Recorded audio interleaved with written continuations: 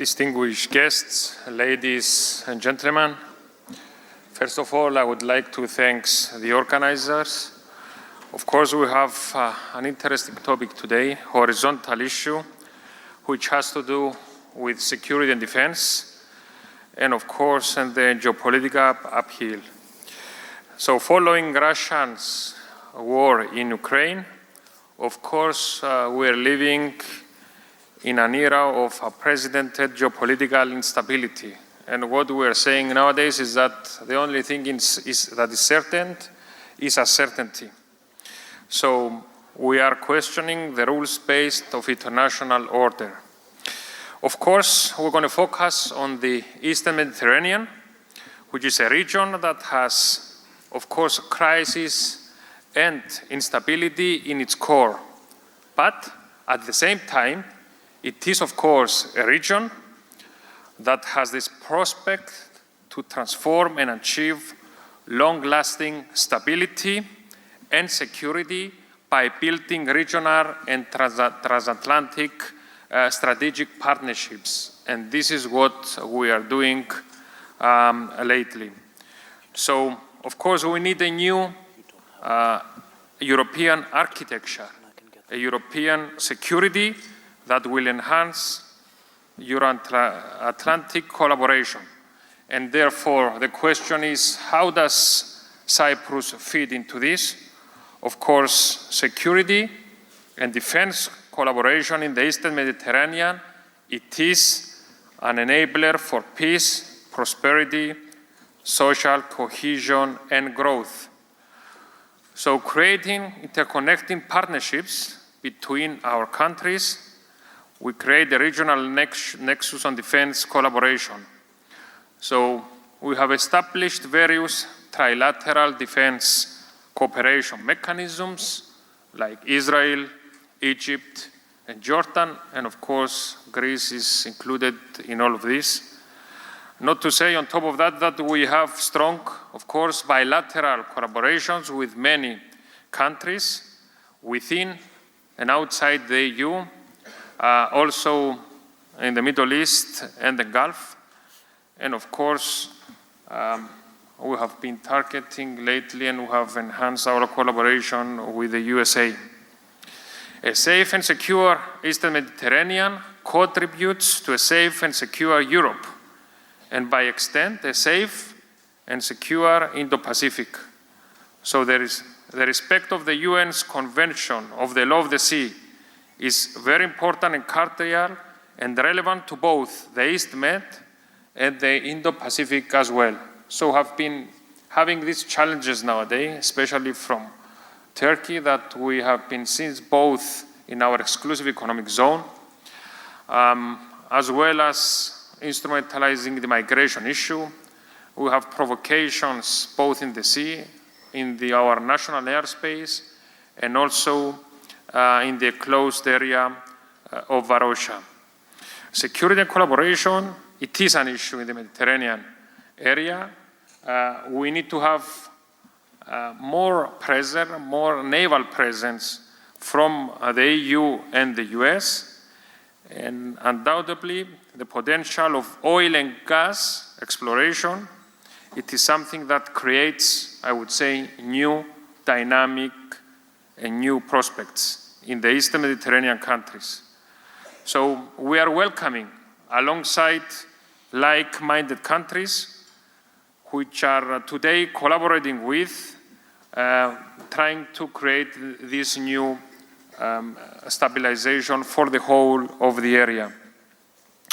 Recent examples of regional transformation and cooperation are, of course, the recent agreement between Lebanon and Israel, which is something that is, of course, to the benefit of everybody in the area, mediated, of course, by the US.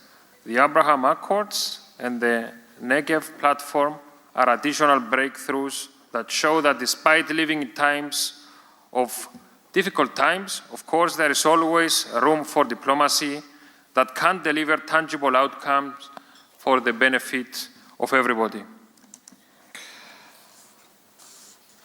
So there's a question of how can we deal with the security challenges raised, of course, by Russia's invasion to Ukraine as well? Well, there is a global instability and insecurity, and of course, the negative repercussions are here to stay for long as they look like. For example, the energy and food security. We have negative consequences that are adding to the real impact in our societies. We can see the growing rate of inflation, we can see the prices moving up, and it is of concern to everybody.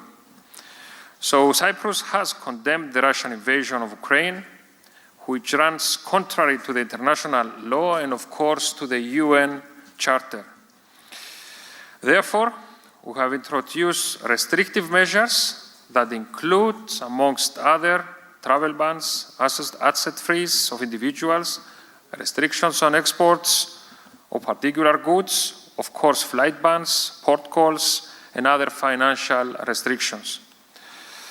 To add another parameter are the international checks and balances as well. So what we need to focus is that the East Med doesn't need the Turkish revisionist policies and a gut-boat diplomacy which threatens regional stability, as well as the independence and territorial integrity of sovereign rights, both of the Republic of Cyprus, as well as the provoked actions taken in the area of the Aegean Sea. I believe that the EU has acted quickly and unanimously, has imposed the sanctions, of course, to the cost of everybody, but we need to adhere to the rules and regulations of the European Union, international order, as well as keeping to our principle and beliefs. Finally, because I would like to be as quick as possible so we have a discussion, I would be remiss if I didn't touch upon the rapidly evolving Cyprus-US defense and military collaboration. Both IMED, ITAR, AXA, and SPP are amongst things that we have done over the recent years. And I want to personally thank Ambassador Garber and as well as her team for their dedication and the work done over the last years. I believe that our relation in the field of security and defense has never been stronger, Ambassador. Our ambition is to have a long-term, irreversible security and defense collaboration with the US. I was visiting the Pentagon last June, and it's a milestone to our relation. Of course, as I said, and you all know, there was a full uplift of the embargo recently. We have proceeded and facilitated the signing of the logistical deployment. This is AXA. And of course, we are running over the last couple of years the IMED program, which is the military education program. And in addition, we have recently, we're going to sign, it's been approved, the state partnership program with the National Guard of New Jersey. All these developments will enhance, of course, our bilateral relations, and the lifting of the anachronistic arms embargo, I think, gives us new potentials and new opportunities in our defense collaboration program. Thank you very much.